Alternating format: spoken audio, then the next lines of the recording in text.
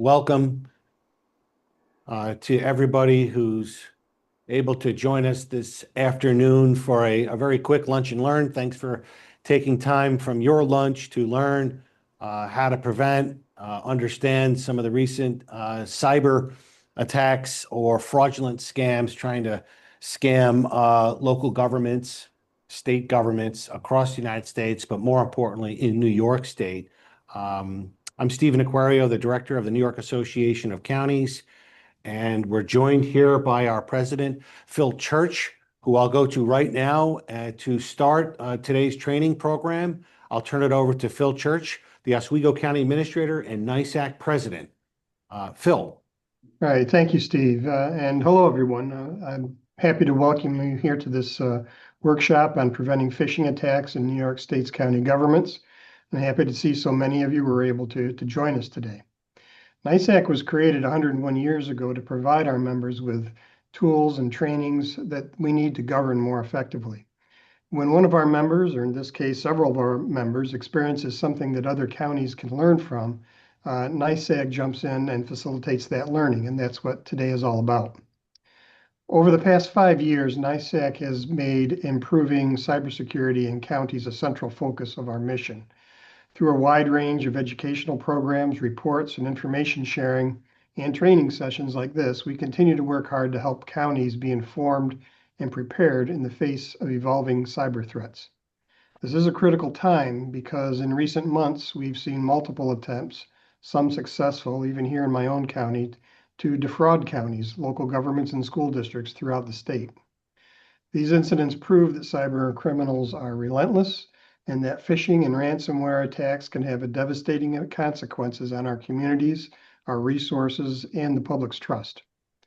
Today's workshop is a continuation of NYSAC's commitment to building resilience, sharing best practices, and fostering collaboration among counties. By staying informed and working together, we can better protect our governments and the people we serve. Before we begin, I'd like to express my thanks to New York State Division of Homeland Security and Emergency Services and the Cybersecurity Response Team and Governor Hochul. Their support, leadership, and commitment, reflected through state policies and the budget priorities, have elevated local government cybersecurity to a top priority. So thank you all for joining us, and I'm happy to turn it back over to Executive Director Steve Aquario to moderate. Thank you. Thank you, Phil. And I'd like to thank Governor Hochul as well and the Department of Homeland Security who's with us here today, who we'll go to in just a minute for a presentation from the state's perspective on what's been happening in New York, how we can prevent fraudulent transactions and reports. And I just wanted to say real quickly here that in looking at the Federal Trade Commission, who reported that both in terms of the number of incidents and the value of money pilfered in 2025, there was $2.8 billion worth of fraudulent transactions and 47,336 bank transfer payments last year, compared to $225 million lost in 8,098 check frauds. So bank transfer, payment fraud, and check fraud itself rampant in the United States in 2025. As of September of 2025, the United States Treasury has now notified individuals there will no longer be sending out paper checks to beneficiaries and will now require electronic transfers, and folks need to set up those types of accounts. We continue to get reports of check washing as well. I spoke to Dutchess County last year in 2025, who brought this to our attention on check washing. And so we're going to be trying to put up information that we can on our website, which is going to be located at NYSAC.org/cyber. All the information from today's presentation, as well as other additional best practices and tips, will be put on the NYSAC website, NYSAC.org/cyber. So we wanted to flag that from the Federal Trade Commission. I'd also want to educate folks that there's also another scam alert going around from stating that looking for fees representing a county planning department, board, or commission. Please be advised that counties do not assess fees for New York State General Municipal Law 239 reviews or other planning consultation services unless expressly written into a fee schedule or a prior agreement with individuals. If you receive an invoice purporting to be from an office that was not previously discussed with you, contact counties and also check for a .gov on the end of any email communication. This is a scam alert that was going around the state representing county planning departments. NYMIR, our insurance carrier that NYSAC created and sponsors, most of the counties are in NYMIR insurance. We have best practices to implement immediately. Even if you're not in NYMIR, we will share these best practices to prevent fraudulent transactions on the NYSAC website. At the end of the day today, again, all this information will be placed on the NYSAC website. Let me turn it over to Megan Cook right now from the Department of Homeland Security. She'll go through a presentation, and I'll turn it over to you, Meg, right now. Megan? Hi, everyone. I'm Megan Cook. I am the Director of the Cyber Incident Response Team at the Division of Homeland Security and Emergency Services. I'm joined by some colleagues today, and they're going to stick around in case there's questions at the end. So Tim Hartman is the Deputy Director, Noor Grabel is the Communication and Outreach, Lance Porter is the Incident Response Manager, and Toga is our Excelsior Fellow. And so we are going to talk today about our phishing, the ways that we have found work best in preventing. Let me just move this up here and move this here. Okay. So today is about preventing phishing attacks in New York State county governments. But first, Homeland Security, for those who don't know, in New York State, the division was created for both preventative and reactive of all types of disasters. So this includes not just cybersecurity, but anything related to weather or any type of catastrophic event. And we are located throughout New York State. The cyber team is specifically located in Albany and New York City. The cyber team within DISHES is a multi-unit collaboration approach. So we are working with critical infrastructure unit that looks at our energy and water. We partner with the Division of Military and Naval Affairs. They are embedded in our unit. And we have a whole host of services, which I'll touch on at the end, which is proactive. We do not want anyone to have a cyber incident. So we're doing everything we can to help you protect against that. But if it happens, we were created to have an incident response team, which we do, which we've heard from many of you and been able to respond to those. So that is the focus of the cyber team. Who do we serve? We serve all the counties, the cities, towns, villages, special districts.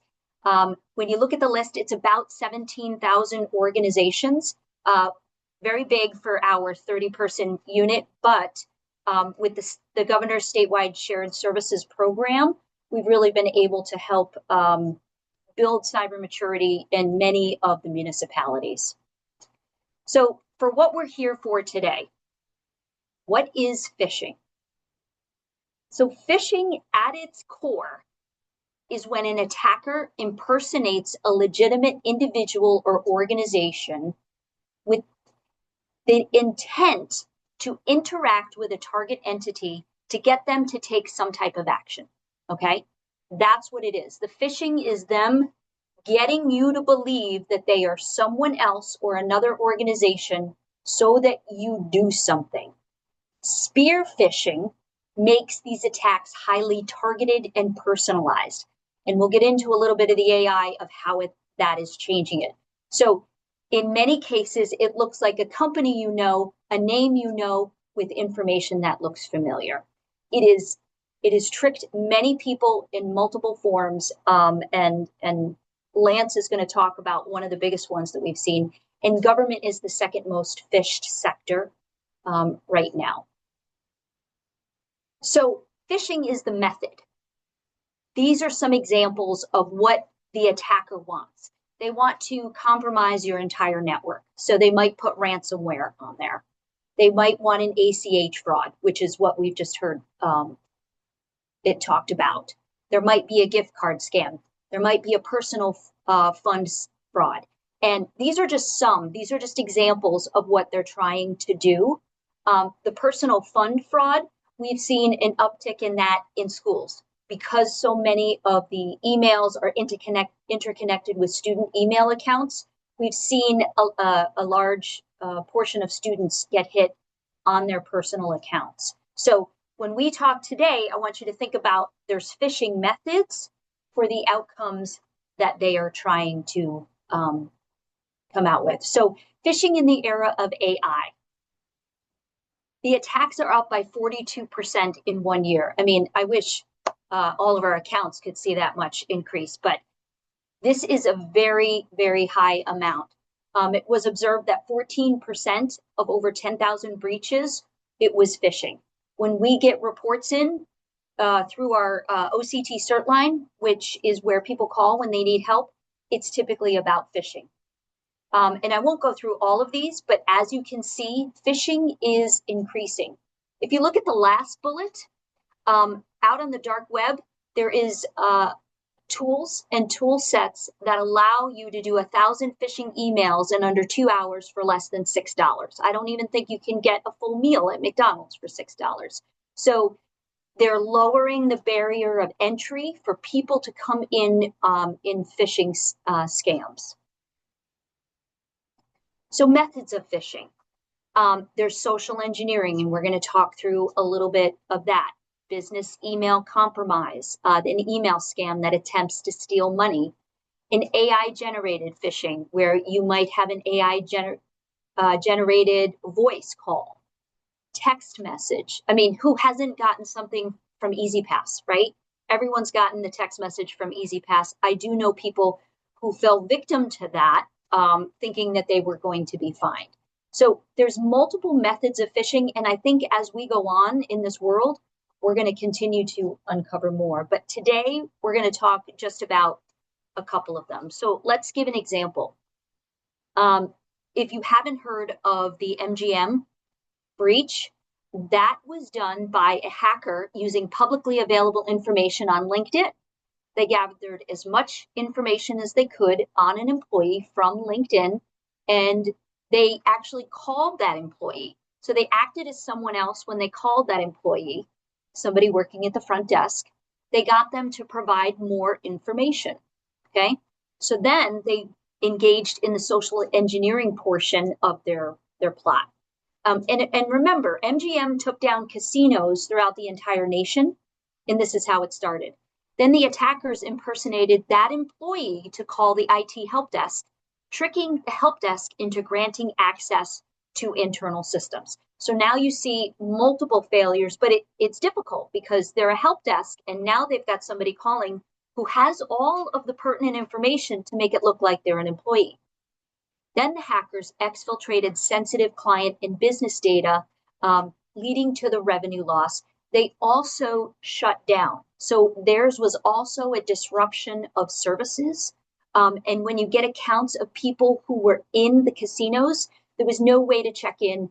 There was no way for any of the gambling to take place across the entire United States. And that all started with a phone call to one employee at the front desk just by using some of the information on LinkedIn. So it can happen to the largest companies. It can happen to an individual. But many times we're doing how many different things in our work. So we're reading emails, we're answering text messages, we're preparing for the next meeting, and we get a phone call, and it sounds legitimate because they have information. And we'll talk about what to do in those cases. So there's also web forms. So we create web forms, and we may put them out there, and I say we as government, that have protections in them. So there's technical protections in them, but what happens after the web form, the process that needs to follow, is just as important as the technical protections that allow it not to be spam. So they may collect sensitive information. They may collect customer credentials. They may collect financial information. I think we just heard a little bit about that. 44% of organizations suffered data breaches through these forms. And that's why we're saying everything that comes after the data collection of the form has to be just as important as the technical protections that are in the form. And 88% experienced at least one web form security incident in the past 24 months. And you can go look at data security and compliance risk report for that. So that's how we collect information. We all have web forms, but threat actors are also out there doing scans, seeing where those forms are. So it's not like they just stumble upon it. They know where they are. And each organization, we hope, has an inventory of all the forms, public facing, even hidden forms behind protection, so that you know where all your web forms are. Another method of phishing, deepfake voice attack. I think we've seen this on the national level, that they use the voice to clone. We had our staff here at the cyber incident response team just take my voice. I didn't do it on purpose. It was something that was already out on the internet, and they created a full presentation with my voice that looked like I was saying that. The threat actor group that successfully did this breached several Australian banks. There's lots of examples in the United States as well. And a lot of times they go after logistics firms, or they go after construction firms. They go after organizations that supply many contracts to government organizations. In healthcare, it's many of the large administrative systems. In education, it is those that run enrollment. It is those all those administrative systems. If they're cloud hosted, the threat actor will go after those third party in order to get to all of those that they serve.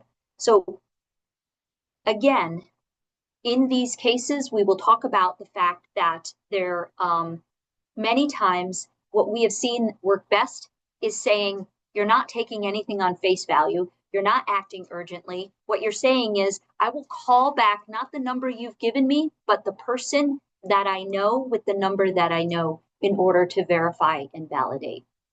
So phishing and ACH fraud. I'm going to turn it over to Lance Porter, who's put together a little portion of the presentation that really gets into business email compromise, because we have seen this many times in our reporting. So Lance? Yeah, hi Megan. I'm good to go whenever you're good to go to the next slide. So hi everybody, thanks for having me here today. I just kind of wanted to walk through sort of the process behind like what an attacker is trying to do to sort of gain access into your networks to do whatever they're trying to get for their outcome we talked about earlier. So step one, the attacker is going to try to perform reconnaissance on victim organizations and maybe related vendors. Sometimes you have to, sometimes we see online there's vendors who will put who they're working with or who they've done business with in the past, and it gives you extra insight into what technologies might be in place at their organization. Once they kind of do their reconnaissance and see who the important people are, maybe who the financial people are, a lot of websites have direct email addresses right on the website instead of like a shared mailbox or something of that nature. So they can reach out to that person and try to gain access to their account. So step two, the attacker, once they phish you successfully, they'll have access to your account. Once they're inside your account, they're going to, often they usually monitor for financial conversations.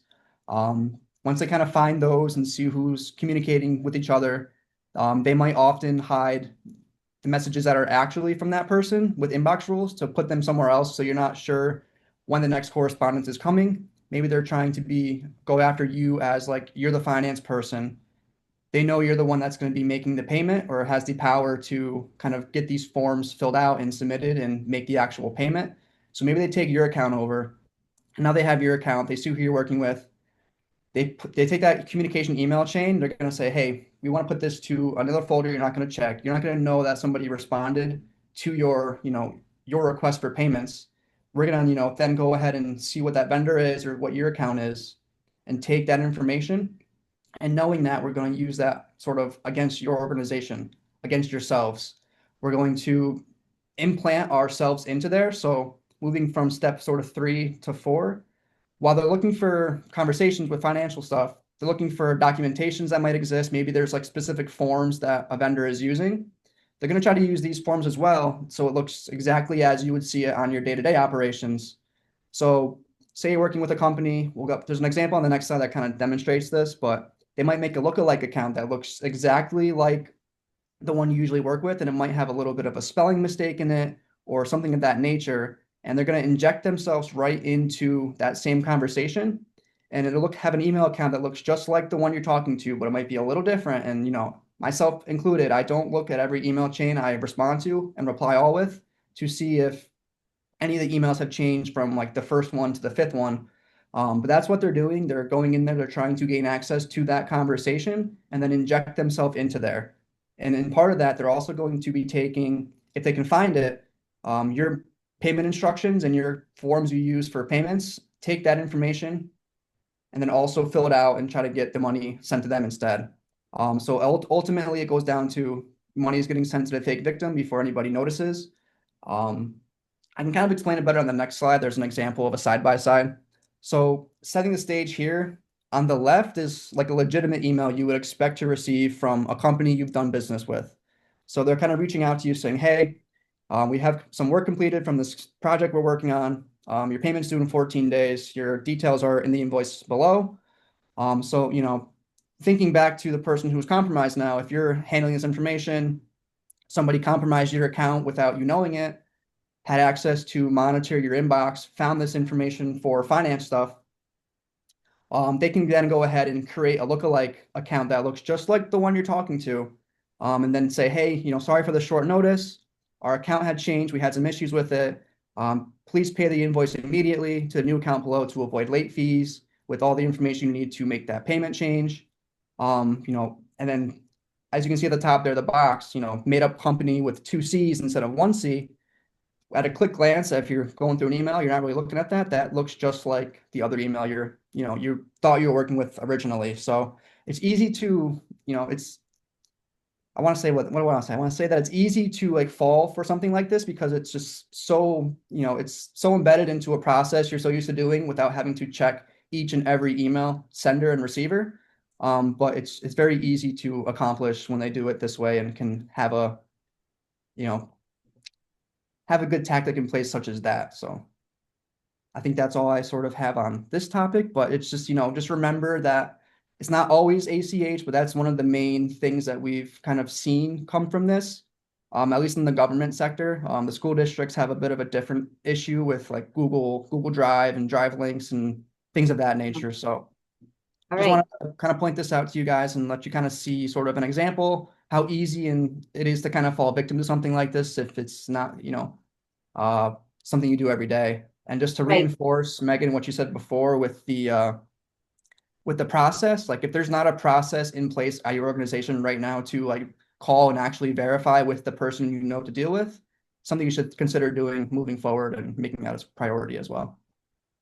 Thank you, Lance. One of the things that I thought was really interesting when we first did this was the amount of time that the attacker will spend monitoring financial conversations. Yeah, it could be a long time. Right, right. And so, when you think when the attacker has struck, they've already done a lot of work before that time. And so that's something that's always, quite scary when you think about it. So what are the ways to protect? There's 3 layers of security, and they all have to work together. Okay. So when you think about the people, resist the urge to act immediately on urgent sounding requests. Okay. Even just regular requests. And, when we are out there presenting, sometimes we get pushback where people say, our whole job is urgent. Everything we have to do quickly. We get that. Right now, we're recommending that everyone verifies and validates before financial transactions. And they may seem routine, but, and I also think that no one's going to get angry that you've verified and validated information before you've done an ACH transaction. So things might slow down, but I think if you've had an incident like this, you're okay slowing down, and other people will be too. Actively look for and scrutinize suspicious email indicators. So they are getting better. It is, I mean, in that email that Lance showed, there was only one letter off. Okay. If something doesn't feel right, or you just feel like you're going too fast, put it aside and go back to it, and then call and verify. We're big believers in passwords. And passwords should be passphrases and 14 characters or more. And I know that it is a pain, but we're encouraging all organizations to pay for a password manager as an entity to help people keep track of their passwords. So we are a big believer in very long passwords because they're harder to crack, okay? Even if their social engineering didn't work, they might try password cracking, and we want to make sure that they don't get yours. And flag and report suspicious correspondence. Organizations that welcome that, they would rather them flag those, and even if they're not suspicious, we get this all the time. This doesn't look right. We're happy to look at them. And in your organization, we know that your IT department would be happy to have more than less in this, because it just means that everybody's playing a role. Have a written process that allows for verification and validation before ACH transactions. That's when I said everything after the web form. So even though the form had technical protections in it, everything that happens after that is where the process is really important. Other things that we have found are helpful is that there shouldn't be no shadow IT, meaning there should be no technology or software or forms or anything that's outside the IT department, because it creates a vulnerability for the entire entity. So we call that shadow IT. So really taking a hard stance. You're going to hear many arguments on why departments should be able to do their own thing or access their own servers. The answer is no. And for the reasons of you are protecting the entire entity.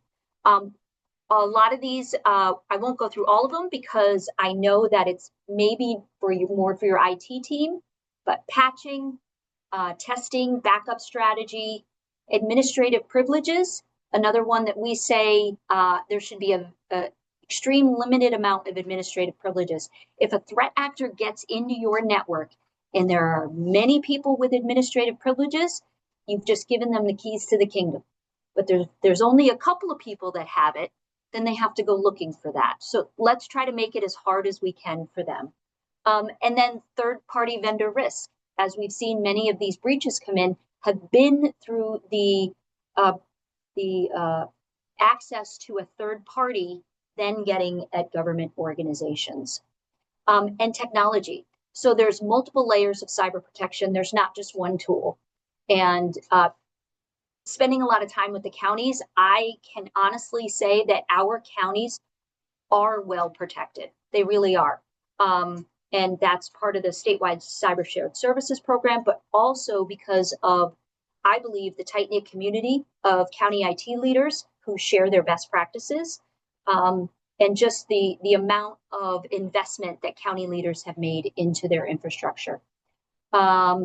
So incorporate deny lists or cyber threat intelligence feeds for your staff, and use phishing resistance multi-factor authentication. So MFA is no longer optional. It is non-negotiable on all VPN accounts and all email accounts. That is the way that cyber threat actors are getting in. So quickly, let me just talk about DISH's services. So these are some of the services that we provide. Of course, incident response, I'll tell you how to call. Risk assessments, phishing and training, tabletop exercise. We do cyber capability workshops for all the non-technical folks in your county.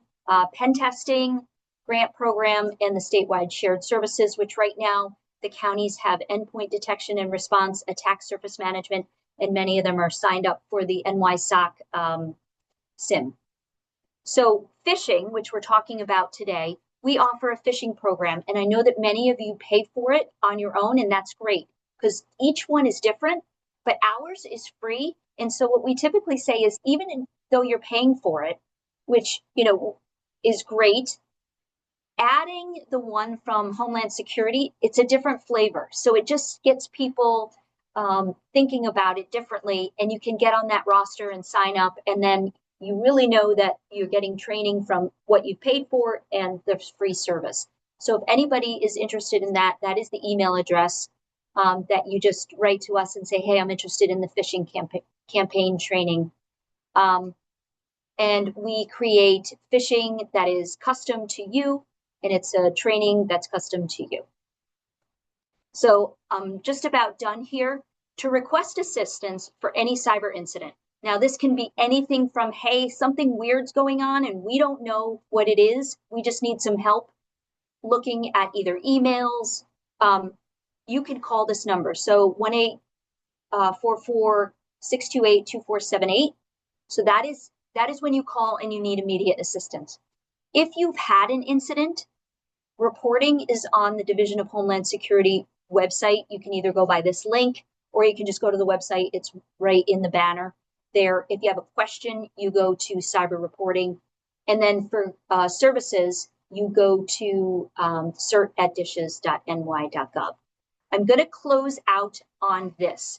For any organization that has had any type of fraud, and we've seen it be the ACH fraud, filing at the Internet Crime Complaint Center, the IC3, which is the federal organization, needs to be one of the absolute first things that you do. This allows, you're going to get a number that's going to allow the FBI to start taking action.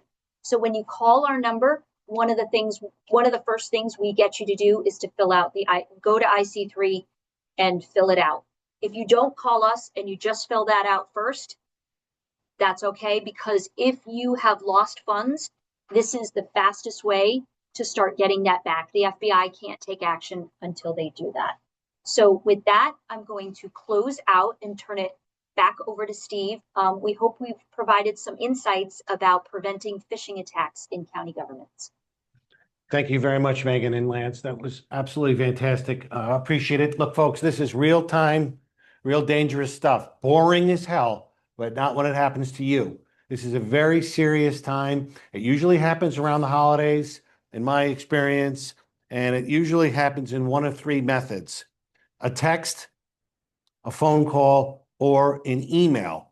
With a phone call, oddly enough, being the one that is both a percentage that includes an actual dollar loss being done over a telephone call, according to the Federal Trade Commission.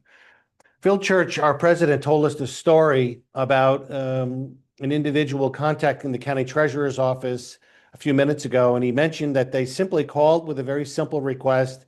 They have a change of a bank account address, provided the new information to the treasurer's. The call went to the treasurer's office. The account was updated at the treasurer's offices, and the funds were transferred to that account. Of course, that account did not exist. So it's not as if this stuff does not happen all day long, all over the state. Another example of a recent incident, we'll go to Chautauqua County now, and to Kitty Crow, the CFO in Chautauqua County. Kitty? Thanks, Steve, and thanks for having me share our story. We had a similar incident to Oswego. We had a vendor contact us via email to change their direct deposit information. At the time, we did have 2 checks. It passed both of those checks. It looked very authentic, and we processed that change. So the next invoice for that vendor went out to the new account. That vendor was a vendor working on a large construction project, so it was a several $100,000 payment. About a month later, we received another request to change that same vendor's direct deposit information. Red flag. So we got on the phone, called that vendor. They confirmed they had not submitted the request, nor had they received the payment. So we immediately contacted our bank as well as the sheriff's office. To make a long story short, law enforcement was able to help us set up a little bit of a sting operation. We kind of continued to communicate through email to the person who we knew was a fraud. Told them that we were changing the information again and set up a small payment, and this allowed law enforcement to follow that payment through the bank. They were actually ultimately able to make an arrest. And we did recover some of our money, not all of it, but obviously a lot of lessons learned. We thought we had a good process. It just wasn't good enough. We have made several changes to our vendor setup and change processes since then. And as was already discussed, it's a tedious process now, but we can't not do it. So I'd just be happy to talk to anybody offline. And I'll put my email in the chat box if you want to learn more about what things we've put in place to safeguard our funds going forward. But just on a quick side note, one of the areas of concern that I have more and more is around FOIL requests. Like LinkedIn, in the public sector, people have their information out there. I get FOIL requests all the time. Vendor information, PO information, contracts, and we have to give it out. That is concerns me every day. Every time I get a FOIL request on any of those things, it's very concerning to me because we're just handing out the information that was used to commit fraud occurrence that we had. So since there's people on this call that might take note of that, I wanted to bring up that concern of mine. Yeah, thank you for that. That's something that we've heard in other places. So I'd like to follow up at some point on that.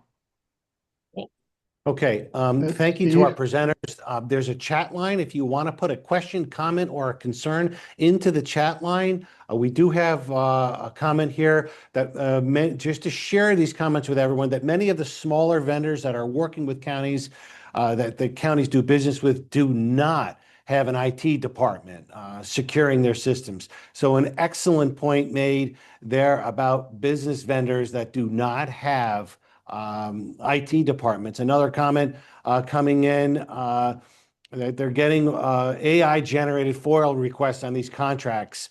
So something to be very aware of. Kitty, thanks for raising that. You're getting a lot of comments back coming in here showing that that's happening to them as well with respect to AI generated requests for contracts and other public information from counties.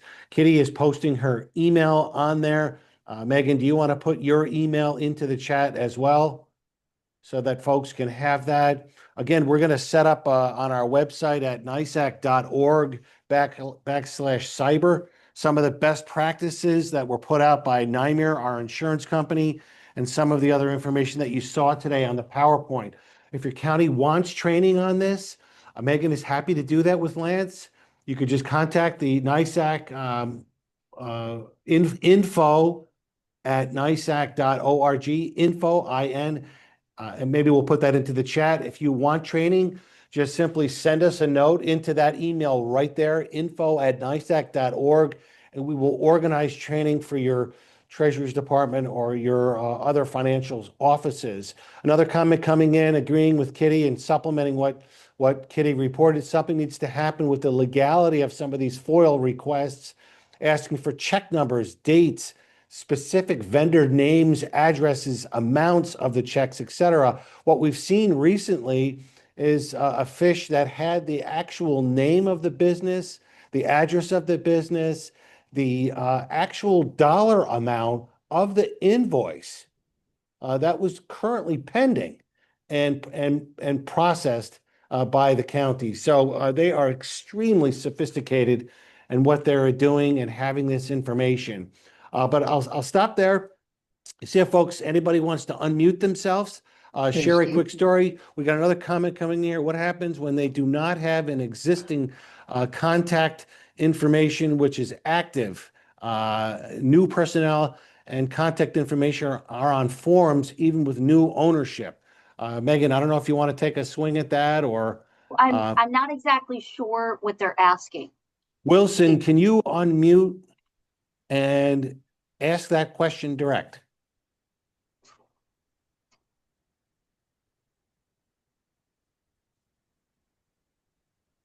Okay. If anybody, let's go to Phil Church. Back to Phil has another comment. Yeah, thanks, Steve. The point that was made a little earlier about the businesses and our vendors not having IT departments. In Oswego County's incident, it wasn't a phone call that hit us. It was the attacker attacked our vendor and got into their system, acquired the documentations needed to request a change in bank account from us to send their electronic transfer to a different bank account. So it brings up the whole issue of what counties should be requiring of businesses and vendors in their contracts in terms of cybersecurity if they want to do business by electronic transfer. Because this was a case of that, I think they called it spear phishing. They got our vendor's identity, impersonated the identity, and specifically targeted our treasurer's office to change the bank account on the electronic transfer. So what they presented to the county were legitimate documents that came in through email. Thank you, Phil. Yep. So, Megan, back to that question here. When folks are updating forms, the new information, that new information is not in Right. our So there's- systems to authenticate. How do we know if it's the same or somebody else? Right. No, so I get what you're saying now. Thank you. So what you're saying is that you have collected information from a person who's representing an organization that you have not worked with before, so you have nothing to compare it to. That's what I'm thinking that the question is. And so that does make it difficult, but I could be wrong here, but it seems to me that would be after a contract is set up. So I wonder from here, you might have to get creative about verifying, because it's not going to be an electronic verification. And it's a manual process. Right now, it is validation is not always matching against past records. It is a manual validation, which I know takes a lot of time. I had a town clerk who had a long career, and she came up to me after a presentation and she says, I actually had my job before we did email. So once we got email, everybody needed to respond right away. Everything we got electronically was quick. We could get so much done faster. And now you're telling me that we're going to go back to calling people and I need to take things slower. And it made me chuckle because it's true. So I think that's what you're asking, is that there's no prior information by which to do a validation of past information. And if the only number you have is the one that they're giving you, I think that it might require other types of investigation to go out and find different numbers. Just check. And it seems like overkill, but we don't know what else to say because we don't want you transferring funds to a threat actor. We've Just got to a chime few in, more like, it might be minutes over- left sorry. on today's presentation. If folks want to unmute themselves and share a story, a question, comment, or concern, please unmute yourself.